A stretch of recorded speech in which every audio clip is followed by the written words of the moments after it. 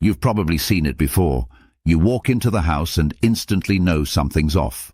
The trash can is tipped over, the contents scattered like confetti across the kitchen floor. Or maybe your favorite slipper has been reduced to a pile of soggy fluff. And there's your dog, sitting a few feet away, ears flattened, eyes avoiding yours, tail giving that nervous little wag. In that moment you can almost hear the thought, "I'm sorry, I think."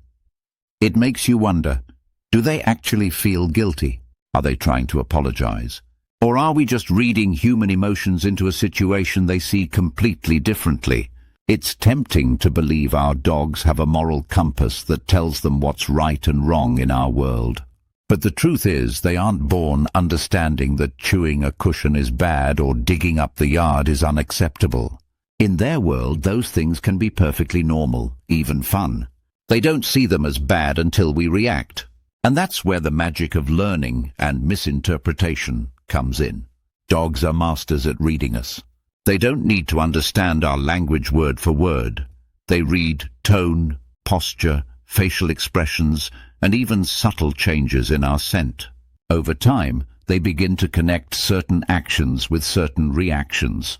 If every time you find a mess your voice gets sharp and your body stiffens, your dog remembers that reaction and links it to the sight of the mess.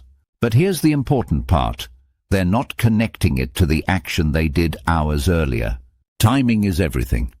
If you come home at 6 and discover they chewed up a pillow at 2 in the afternoon, they don't replay the scene in their head and think, "Ah yes, 4 hours ago I made a poor choice." They live in the moment.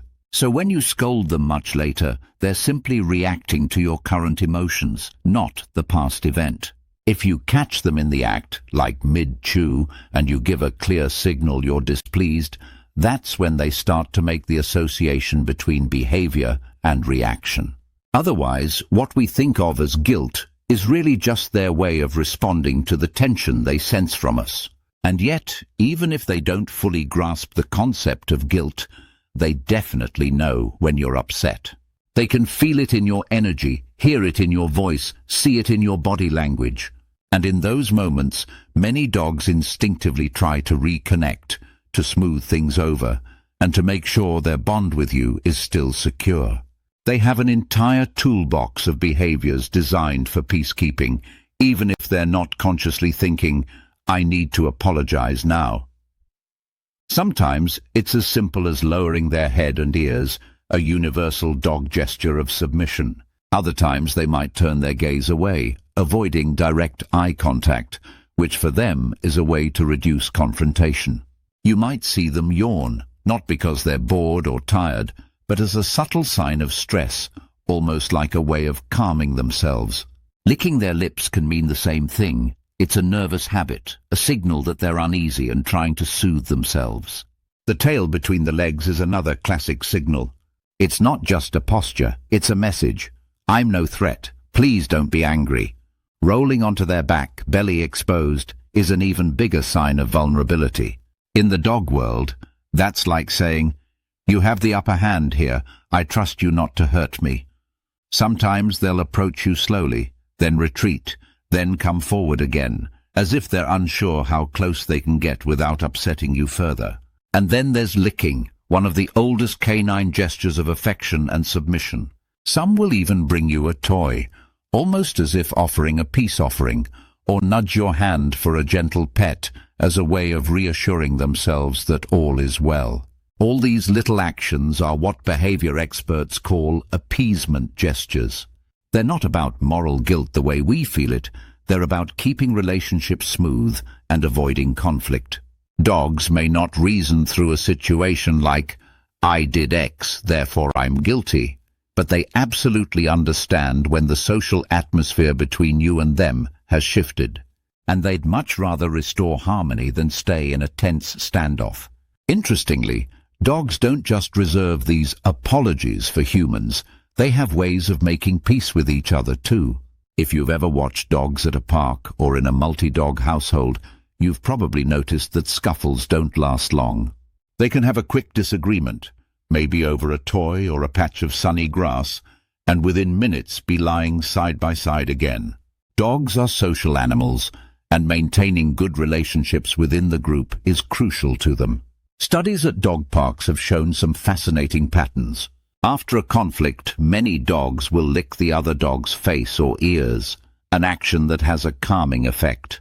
Others will stick close by, showing through their presence that they still want to be friends. Submissive postures, lying on their back, turning their head away, are also common, signaling they're not interested in prolonging the tension. Researchers noticed that, surprisingly, the aggressor and the victim often spend more time together after a disagreement than before, as if reaffirming their connection. For dogs, it's less about hashing out what happened and more about ensuring life goes on smoothly without grudges. Which brings up an important question: should we, as humans, forgive our dogs when they mess up? The short answer is absolutely. Holding a grudge against a dog doesn't make sense when you understand their perspective. They aren't acting out of spite or plotting revenge. They're acting out of instinct, boredom, curiosity, or a need that wasn't met in another way. Chewing, for example, is deeply ingrained. In the wild, chewing is vital for keeping teeth clean, jaws strong, and stress levels down. In our homes, if they don't have an appropriate outlet, they might go for the leg of a chair or, yes, your favorite shoe. When your dog approaches you after a mishap with those tentative peacekeeping gestures, they're essentially asking for reassurance that the bond between you is intact.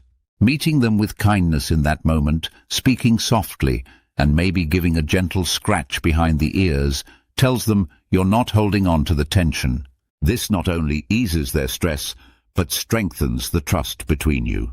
It's also important to remember that attributing human motives, like vengeance or stubbornness, to a dog can lead to misunderstandings. A dog that tore into the trash wasn't trying to get back at you for leaving them home alone. More likely, they were curious, hungry, or just looking for something to do.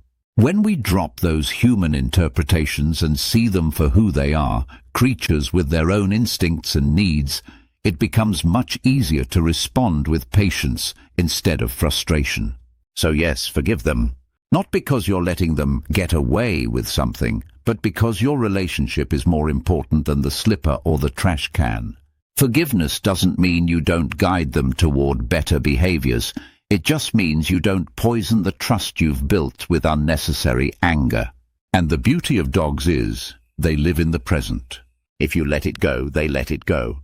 They won't keep replaying the event or worrying about whether you're still mad a week later. They'll just keep loving you with that same openness they always have. If you've ever had a dog curl up against you after a mistake, resting their head on your lap as if to say, "We're okay, right?" You know how powerful that moment can be. In their own way, they're telling you they care about the connection you share. And maybe that's the real lesson here. Whether or not they feel guilt the way we do, they feel the importance of the bond. And they'll do what they can to keep it strong. So the next time you walk in on a tipped-over trash can or a chewed-up cushion, take a breath.